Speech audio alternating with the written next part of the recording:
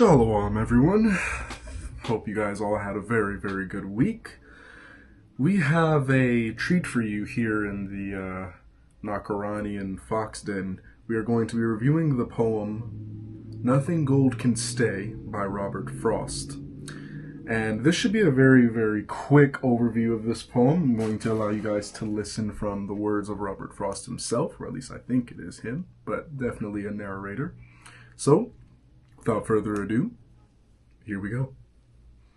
Nature's first green is gold, her hardest hue to hold. Her early leaves a flower, but only so an hour. Then leaf subsides to leaf, so Eden sank to grief. So dawn goes down to day. Nothing gold can stay. Yes. We have some very, very beautiful writing coming from Robert Frost with some massive philosophical implications that we have to uncover. And it's going to be a blast. So, nature's first green is gold, her hardest hue to hold. So, that's just stunning, right? Because we have gold, and what does gold mean? Well, gold means like pure, heavenly, regal, etc., right? And then it says, so nature's first green is gold. So nature's first green is heavenly, it's regal, it's beautiful, it's pure, right? And green, we know that green is also my favorite color, by the way. It's symbolic of life and nature and meaning and biology, etc. Her hardest hue to hold. And that's kind of indicative, right, of the fact that something that is first or authentic and pure is often the hardest thing to preserve, right? Because scarcity and value are linked. We have her early leaves a flower, but only so an hour. And I love the simplicity of this poem. And this is how you know wisdom by her fruits as far as linguistics are concerned. So wisdom often encompasses a plethora of complexities in minimal, simplistic sentences. And it's just beautiful to witness it, especially in poetry. So, her early leaves a flower, but only so an hour. So what is beautiful, what's pure, what is good, what is desirable is not long-lasting. Then leaf, this is probably my favorite, I forget what they're called in poems, but it's probably my favorite section here, my favorite bars, let's say.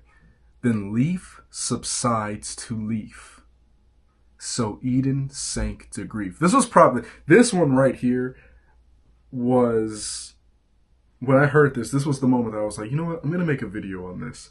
So, then leaf subsides to leaf. Well, what he's stating there is the natural process of nature. Leaf subsides to leaf. And that is to say, leaves fall, leaves die, but then new ones are formed. So once that happens, so Eden sank to grief. And he's, of course, referring to the Garden of Eden. And what we have to realize here is men are the exact same process of leaf subsiding to leaf as far as Eden is concerned. In other words, humans are fallible beings. So the implication here is that Adam and Eve's sin was, in some cases, well, not even, it was inevitable, right? So leaf subsides to leaf, the natural occurrence of life happens, men sin, all dogs go to heaven, etc., right? And because of the natural process of all things that are fallible, so Eden sank to grief. with no host being in the garden, right? And I just think that's stunning. So leaf subsides to leaf, and I think I've got that right. It's like the normal occurrence that has to take place is the very thing that will make what's most pure die.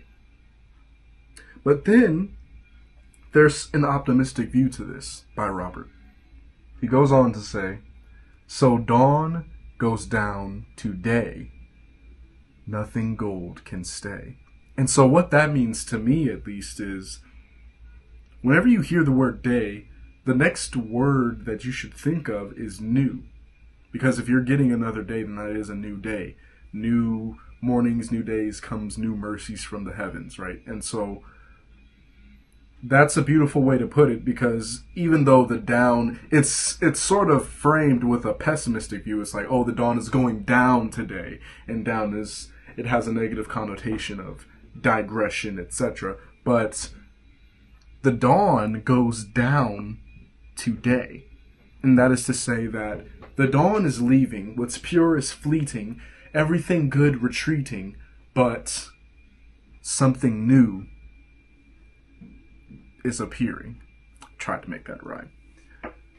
Something new is coming in the place of what was most pure. And that seems to be the case with the Old and the New Covenant as far as the Most High is concerned with Israel, right? The first covenant was great. All you have to do is this and I will do this, right? But we just absolutely broke that because leaf subsides to leaf. But dawn will eventually sink down to day, because nothing gold can stay. And nothing gold can stay, of course, it's kind of self-explanatory, like nothing good will last forever. And the undertone to this is the alternative to suffering because of the truth of this poem is gratitude. To be grateful for things, and I'm talking to myself here as well, by the way, to be grateful for things and to verbally, or at least non-verbally, display your appreciation, whatever that might mean for your current situation. And that is it by Mr. Frost. This is probably the shortest video I've ever made. The viewers should definitely be happy with that. That seems to be it. I love this poem. Let me know what you guys think about this poem. If there's anything that you think that I missed that we could cover or go over together in the comments section. So again, let the comment section be a discussion board. And yeah, I love this poem. More poem reviews later. We're gonna do The Raven in the future, which is my favorite poem of all time. Actually, I'll show you this now. This could be like a sort of Easter egg when this happens. So my lovely, beloved wife made this painting for me on my birthday. It's a raven that spells out nevermore. And if you know, you know.